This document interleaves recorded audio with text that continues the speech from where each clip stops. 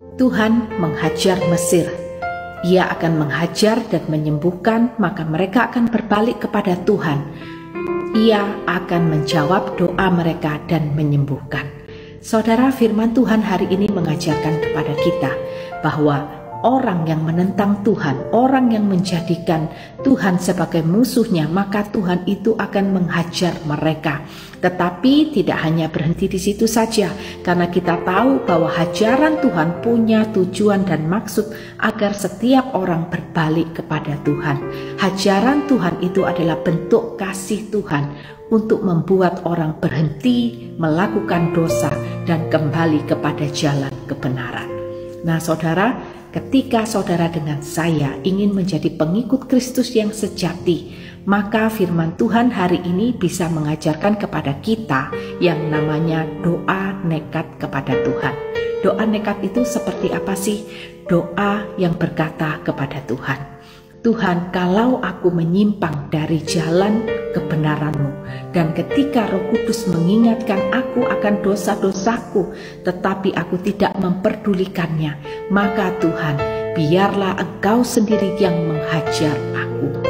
Ini adalah doa yang nekat kepada Tuhan, tetapi menunjukkan kesungguhan kita mengikut Tuhan, bahwa kita tidak mau main-main sebagai pengikut Kristus. Kita mau finishing well, kita mau punya kehidupan yang berkualitas, kita mau punya iman yang benar di hadapan Tuhan. Dan doa seperti ini adalah doa yang berkenan di hadapan Tuhan, karena menunjukkan ketulusan dan kesungguhan kita sebagai pengikut Kristus.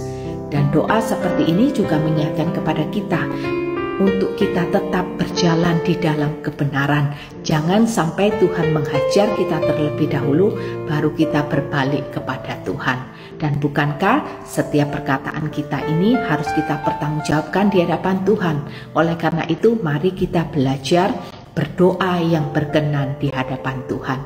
Jangan takut jika Tuhan itu menghajar kita, karena kita tahu hajaran Tuhan itu bentuk kasih Tuhan kepada kita, membuat kita berbalik kepada Tuhan. Dan ketika kita sudah berbalik kepada Tuhan, kita bertobat, Tuhan sendiri yang berkata, Ia akan mengabulkan doa kita, bahkan Tuhan sendiri yang akan menyembuhkan. Artinya Tuhan yang akan memulihkan keadaan kita. Yuk saudara, mari kita belajar untuk nekat kepada Tuhan, dimulai dengan doa kita. Katakan, Tuhan, kalau aku tidak berjalan di dalam kebenaran-Mu, biarkan Engkau sendiri yang menghajar aku.